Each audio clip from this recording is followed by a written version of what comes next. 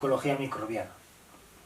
Siguiendo con el contenido que estábamos abordando al principio de este tema, vamos a continuar con la hidroecosfera, ¿de acuerdo? En el vídeo anterior estábamos analizando que las condiciones físico-químicas de la atmósfera no facilitan el crecimiento microbiano y ello derivó en que a día de hoy no hay ningún microorganismo considerado como autóctono en la ecoatmosfera, ¿de acuerdo? Entonces, lo que vamos a continuar es con la hidroecosfera. Bien, primero que debemos decir, lógicamente, la hidrosfera es el hábitat o un hábitat completamente adecuado comparado con la atmósfera para el crecimiento microbiano. Por su propia definición, pues lógicamente, de forma predominante, lo que hay presente en la hidroecosfera es agua en estado líquido, que es necesaria para el desarrollo de los organismos vivos, ¿de acuerdo? Bueno, entonces, lógicamente, a diferencia de la atmósfera, en la hidrosfera hay multitud de especies consideradas autóctonas, ¿sí? Es un ecosistema, son unas condiciones de nicho ecológico que propician el crecimiento microbiano. Bien, fíjense. Lo que vamos a ver a continuación va a ser los distintos tipos de ecosistemas acuáticos y qué diferencias vamos a poder a grandes rasgos encontrar entre unos y otros, ¿sí? Básicamente, ¿en qué nos vamos a fijar desde el punto de vista abiótico? Pues, ¿de dónde van a ser los inputs de energía? Si van a ser procedentes de la autotrofía del sol, ¿sí? La fotoautotrofía o la quimioautotrofía. ¿De dónde proviene la materia orgánica? Si está más o menos concentrada la materia orgánica, hasta dónde penetra la luz, qué pasa en los lugares donde penetra muy poca luz, ¿de acuerdo? Todo este tipo de variables vamos a estar analizándolas cuando nos enfoquemos a los distintos tipos de ecosistemas acuáticos, ¿de acuerdo? Aquí simplemente les hago una pequeña aclaración que dice que en el medio acuático la mayoría de los organismos presentan movilidad, ¿sí? Aunque también en el medio terrestre hay bacterias que tienen flagelos, ¿sí? Seguramente lo vieron en microbiología, los flagelos anfitricos, peritricos, lofotricos, ¿sí? En el medio acuático los flagelos son muy necesarios porque permiten a la bacteria desplazarse hasta los lugares de aprovechamiento de los recursos, ¿de acuerdo? En el medio acuático el movimiento de las bacterias es más extenso. Y no solo eso, sino también hay que decir que en los medios acuáticos las características físico-químicas del agua, ¿de acuerdo? Como elemento diluyente y como factor que con sus variables de calor de vaporización, de calor específico del agua, lo que hacen es homogeneizar las condiciones ecosistémicas, ¿de acuerdo? Por consiguiente, las variaciones ambientales en el medio acuático son menos bruscas que en el medio terrestre, ¿sí? Esto es un elemento que van a tener que considerar para aproximarse al análisis de muestras procedentes de medios acuáticos, ¿sí? Bien. Bueno, aquí simplemente les muestro un esquema pues donde se puede visualizar de forma muy gráfica cómo tenemos distinta morfología de flagelos asociados a microorganismos presentes en medios acuáticos, ¿sí? Fíjense, desde el punto de vista de la categorización que podemos hacer en los distintos tipos de ecosistemas acuáticos. Bueno, básicamente los dividimos entre hábitats de agua dulce y marinos, ¿de acuerdo? ¿Por qué es necesario distinguir entre agua dulce y agua salada? Porque los mecanismos de adecuación fisiológica son radicalmente diferentes, ¿de acuerdo? Encontramos distintos tipos de organismos en función que sean masas de agua dulce o masas de agua salada, y por consiguiente, aunque es un mecanismo que no afecta o que no digamos tiene no es el más representativo desde el punto de vista del tamaño, ¿sí?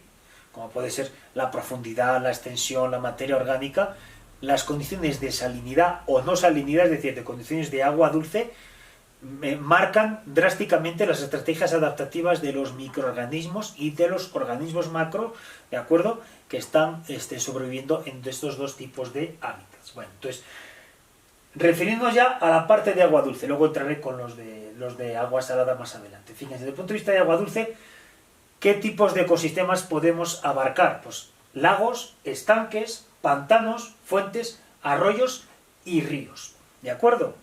Todos estos tipos de ecosistemas, que pues todos ustedes tienen cierta noción de lo que estamos hablando. Desde el punto de vista de la terminología, ¿qué podemos decir? Los hábitats que se designan en este sentido son los limnéticos, ¿sí? Los limnéticos. Y básicamente, lógicamente, es la limnología, el marco teórico que se encarga del estudio de este tipo de hábitats, ¿sí? Fíjense. Vamos a analizar una serie de variables en todos los hábitats de agua dulce, ¿sí? Vamos a empezar con algunos elementos que tienen que ver con líneas generales. Fíjense, dice que el hábitat de agua dulce se clasifica de acuerdo a sus propiedades químicas y físicas. Desde el punto de vista físico, el movimiento que tiene el agua en ese cuerpo puede ser mayor o menor, ¿sí? Si el agua está fluyendo constantemente, nos referiremos a ellos como hábitats de tipo lótico, ¿sí? Mientras que si el agua genera o tiene movimientos razonablemente lentos comparados con los que acabamos de mencionar, entonces hablamos de hábitats lénticos. Bien, ¿por qué es importante hacer esta distinción desde el punto de vista de esta característica física? Porque el movimiento del agua en ese medio, en ese cuerpo, ¿sí?, determina también la movilidad de nutrientes, la redistribución de sustancias, y por consiguiente eso marca claramente el paisaje de interacciones, la red trófica, ¿de acuerdo? Son marcadamente diferentes los hábitats de aguas lóticas respecto de los hábitats de aguas lénticas, ¿de acuerdo?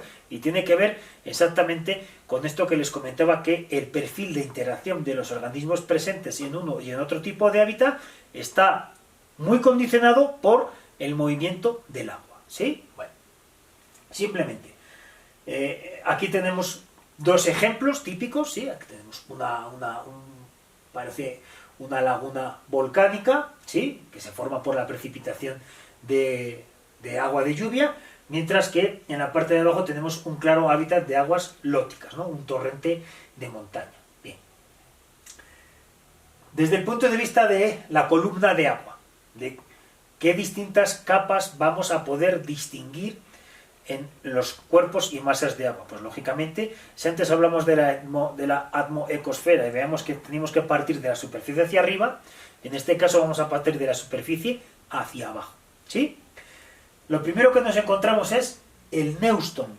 Bien, el neuston es el término que sirve para referirnos a esa interfase entre la atmósfera y el líquido, ¿de acuerdo? Y es muy importante por varias razones. Fíjense. En el neuston se acumulan gran cantidad de microorganismos que son fotoautotróficos oxigénicos. Deben contemplar que el oxígeno se disuelve muy mal en el agua. Por lo tanto, donde hay mayor reservorio de oxígeno es en la atmósfera, que está el 21%. Conforme vamos desplazándonos de la superficie del agua, es decir, desde el neuston hacia abajo, las concentraciones de oxígeno van a ir disminuyendo, ¿sí? Entonces, si tenemos arriba incidencia de radiación solar, por consiguiente, capacidad de captar energía y utilizar esa energía para captar CO2, que a su vez está en la atmósfera, tenemos las condiciones ecosistémicas propicias para el metabolismo autotrófico oxigénico, ¿sí? Bueno, esto lo vamos a ver en distintos tipos de hábitats. Tenemos aquí el neuston característico de zonas acuáticas dulces y aquí en zonas acuáticas marinas. ¿Bien?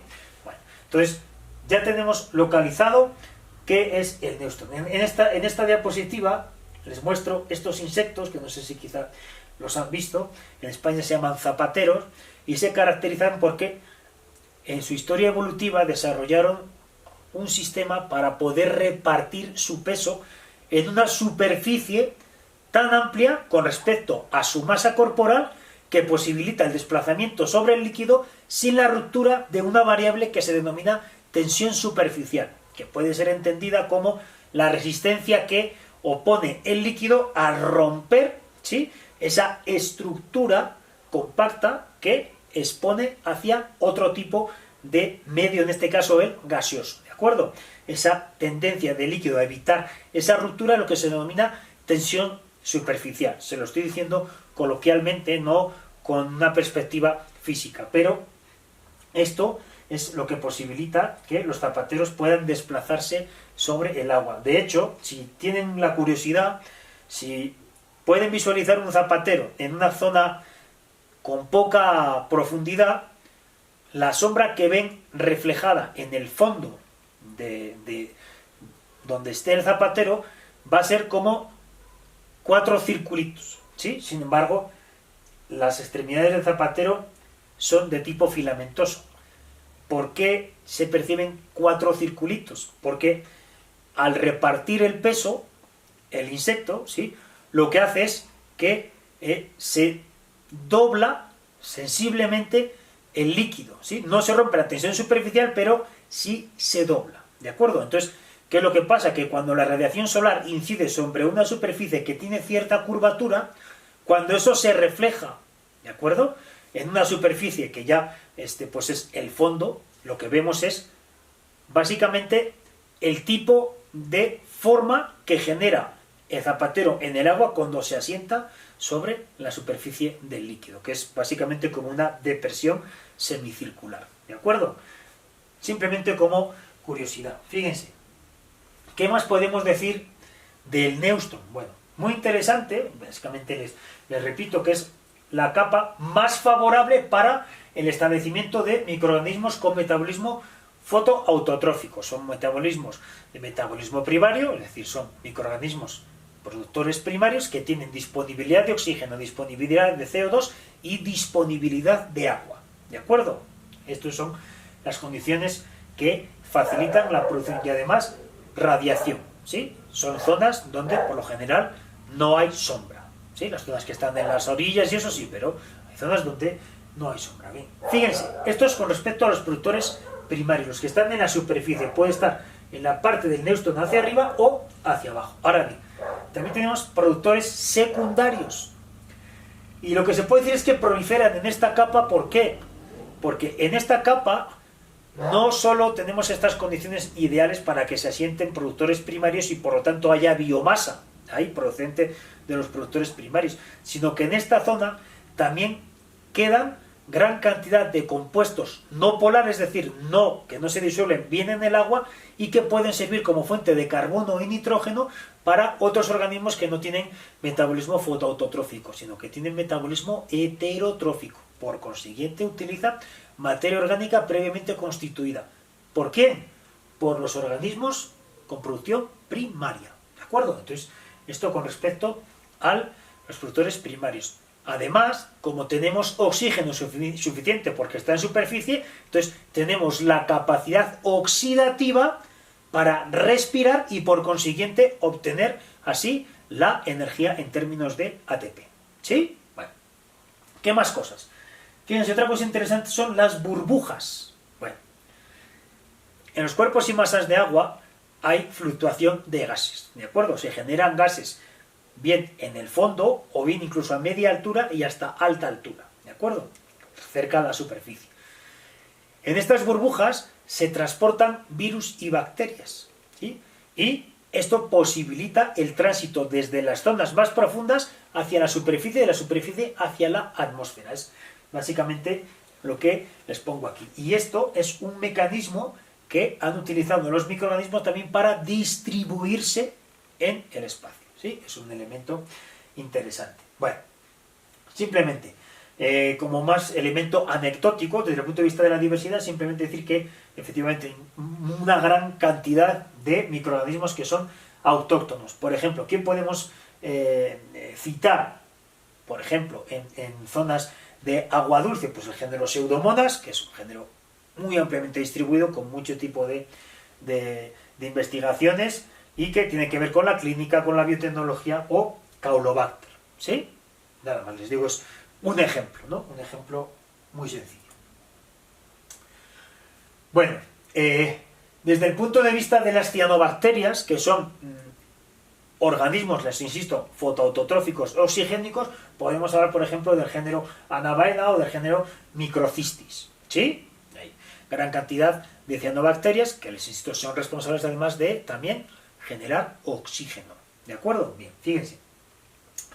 Otro organismo que podemos encontrar son hongos, ¿no? Hongos del género Cladosporium. Bien, antes de pasar a los humedales, sí quiero hacer ver que si distinguimos entre medios lénticos y medio lóticos, y les hablaba de las condiciones de interacción que se ven afectadas entre uno y otro tipo de ecosistema, también el oxígeno es una variable muy muy importante. Si antes les comentaba que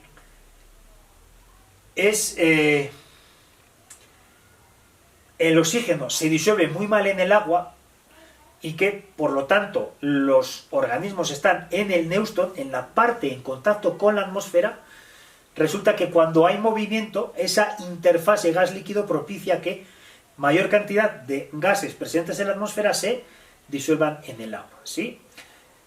Este tipo de variable permite entender por qué hay organismos que tienen mayor demanda biológica de oxígeno y que están en zonas lóticas. Por ejemplo, el clásico ejemplo son los peces de los torrentes en las montañas. La clásica trucha, ¿sí? Y otro tipo de organismos requieren aguas muy limpias y muy oxigenadas. Y por lo tanto son aguas en movimiento, ¿de acuerdo? El agua en movimiento permite la disolución del oxígeno. Es un agua mucho más oxigenada. Conforme vamos a zonas con más remanso, con menos movimiento, el oxígeno disminuye dramáticamente, ¿sí? Fíjense, el siguiente tipo de hábitat que quería abordar es el de los humedales, que muchas veces en los libros nos van a ver como wetlands, las tierras húmedas, ¿de acuerdo? Fíjense, una cosa interesante, dice que los humedales son ambientes acuáticos de poca profundidad. Es interesante porque, les insisto, esto va a facilitar la explicación de la distribución de los tipos de metabolismos en ese tipo de ecosistemas, ¿sí? Poca profundidad en los que predominan plantas emergentes. ¿Qué significan plantas emergentes? Plantas que están ancladas al sustrato y que parte de su cuerpo, ¿sí?, está por encima de la superficie, ¿de acuerdo? Estos son los humedales, ¿sí? Fíjense, vamos a ver que hay distintos tipos de humedales, ¿sí? En este caso vemos que es un humedal donde el tipo de plantas emergentes son herbáceas, ¿sí? Son plantas herbáceas vivaces, ¿sí? De ciclo corto. Entonces hay un reciclaje continuo, ¿sí? Hay un aprovechamiento continuo de ese tipo de organismos que vuelven a crecer y vuelven a crecer. En otro tipo de humedales vemos que hay plantas leñosas, ¿sí? Dense cuenta, si hay un terreno que está cubierto por agua y tiene poco movimiento, la variable que se va a ver afectada desde la superficie hacia la poca profundidad de forma muy importante es la concentración de oxígeno, ¿sí? Ahora vamos a ver algunos ejemplos. Fíjense, ¿dónde encontramos este tipo de ecosistemas? Se desarrollan en condiciones climáticas diversas, en zonas acuáticas superficiales con escaso drenaje, ¿sí? Es decir, hay poca diferencia de energía potencial gravitatoria, hay poco movimiento, poco desplazamiento del agua, ¿sí? Dice que a menudo es como resultado de colmatación gradual de un lago, ¿sí? Es decir, hay un curso de agua dulce que durante la historia geológica discurre por un terreno, el agua dulce arrastra material y este material se va acumulando y acumulando y acumulando de forma continua en un lugar. Cuando el grado de colmatación, ¿sí?, el volumen que potencialmente pudiera retener esa zona empieza a colmatarse, entonces es cuando se empieza a generar este tipo de ecosistemas, ¿de acuerdo? Y es interesante porque muchas veces la materia que arrastra el río con mucha frecuencia es muy rica en materia orgánica, ¿de acuerdo? Y esto tendrá fuertes implicaciones en lo que les vamos a comentar a continuación. Fíjense, dice que muchas veces la superficie del agua puede estar muy oscura debido a plantas emergentes que sirven como base para la clasificación de los humedales. Bueno, no solo plantas emergentes, hay gran cantidad de organismos fotosintéticos que están en superficie. ¿De acuerdo? Fíjense. Vamos a analizar varias cosas respecto del tipo de plantas y la fisiología de las plantas presentes en esos humedales que lógicamente deben tener su correspondencia con su asociación respecto de los microorganismos asociados, valga la redundancia, a ellos. Fíjense, dice que los humedales se caracterizan por la elevada productividad de macrófitos. La productividad, acuérdense, es la tasa de fijación de CO2 por unidad de superficie, ¿de acuerdo? Si hay disponibilidad de agua, no hay restricción por sombra y hay CO2, entonces tengo una productividad razonablemente alta. Sin embargo, la biodegradación de polímeros vegetales, especialmente la lignocelulosa, está inhibida por el encharcamiento y la limitación de oxígeno. Fíjense, las plantas son capaces de fijar carbono atmosférico y producir tejidos vegetales, por lo tanto tienen alta producción. Ahora bien, cuando el tejido vegetal ya muere, porque el organismo muere, y queda sumergido, todos estos residuos que ya pudieran ser aprovechados por organismos de tipo heterotrófico, es decir, que utilizan materia previamente constituida por otros, ¿sí?, resulta que se ven limitados porque hay escasez de oxígeno. Si hay poco movimiento y el oxígeno se disuelve mal en el agua, conforme profundizamos en la columna de agua, el metabolismo va a transitar de una zona aeróbica, de una zona oxigénica, a una zona anaeróbica o anoxigénica. ¿De acuerdo? La tasa de degradación más intensa de material lignocelulósico corresponde a organismos con metabolismo heterotrófico, oxigénico. ¿De acuerdo? Sin embargo, si tenemos escasez de oxígeno, la demanda biológica y bioquímica de oxígeno se incrementa y ¿eso qué hace? Que no haya oxígeno en el agua. Por lo tanto, hay un tránsito de metabolismo aeróbico a metabolismo anaeróbico. ¿De acuerdo? Son los organismos con metabolismo de anaerobiosis facultativa o estricta las que pudieran aprovechar ese tipo de material lignocelulósico, pero por lo general es poco el aprovechamiento, se acumula mucha materia orgánica, ¿de acuerdo? Es lo que les comento, que este desequilibrio conduce a la acumulación de residuos vegetales parcialmente humificados de humus, de materia orgánica precipitada, asentada, concentrada. Una vez enterrados y sometidos a transformaciones geoquímicas, entonces forman los depósitos de carbón, ¿de acuerdo? Depósitos de carbón. Es interesante esa acumulación de materia orgánica y poca degradación desde el punto de vista aeróbico. Fíjense, desde el punto de vista de la edafología, el tipo de suelos que podemos encontrar en este hábitat son los denominados histosoles, ¿sí? Histosoles. Bien, hablamos de humedales y el siguiente tipo de hábitat al que me voy a referir son las turberas. Las turberas que a veces en los libros en inglés lo vamos a encontrar como bogs. Bueno, las turberas son un tipo especial de humedales, que se caracterizan por climas fríos y húmedos. Básicamente son climas en zonas templadas o temperadas del planeta, bien en la zona norte o bien en la zona sur, ¿de acuerdo? Climas fríos y húmedos. Esto no lo vamos a ver en zonas tropicales, subtropicales y ecuatoriales, ¿de acuerdo? Fíjense. Generalmente depresiones rocosas de poca profundidad, pero si nos referimos al parámetro profundidad, estos son menos profundos que los humedales. En los humedales podemos encontrar zonas de hasta 3-4 metros de profundidad, ¿de acuerdo? Las turberas no, las turberas son ecosistemas mucho menos profundos, ¿de acuerdo? No va a haber restricción de luz que llegue al fondo del humedal, ¿de acuerdo? Va a ser humedales de centímetros, ¿sí? Son centímetros de profundidad, como mucho un metro, ¿vale? Fíjense. Dice que el vegetal predominante en las turberas son los musgos, son los briófitos, y generan gruesos tapetes. De eso van creciendo capa sobre capa sobre capa sobre capa, ¿de acuerdo? Los briófitos, que acuérdense que es un grupo de plantas que no están agrupadas dentro de las vasculares, ¿sí? Como los pteridófitos, ¿no? Bueno, por ejemplo, se hablan de el género Sphagnum, ¿no? En este caso muere por la anoxia y la acidez del terreno. Limita enormemente la biodegradación y la turba se va acumulando capa, ¿de acuerdo? ¿Vale? Viendo grandes tapetes. Bueno, ¿Cuál es la consecuencia en este sentido? Desde el punto de vista de la acumulación de materia orgánica, que el reciclado del carbono está muy limitado. Está muy limitado. Y nuevamente, este tipo de ecosistemas deriva con el tiempo geológico, ¿sí?, en la acumulación de combustible fósil. ¿Sí? La acumulación de combustible fósil. Aquí tienen una característica imagen de una turbina, ¿sí?, donde se generan este tipo de agrupaciones cuasi circulares, constituidas básicamente por este tipo de briófitos que, les insisto, va acumulando, y que, por lo general, son ecosistemas que durante casi todo el año hay retención de agua, ¿sí?, porque son climas fríos y húmedos, la evaporación no es tan intensa, ¿sí? Bien, hasta aquí vamos a dejar este vídeo y posteriormente vamos a comenzar con los lagos.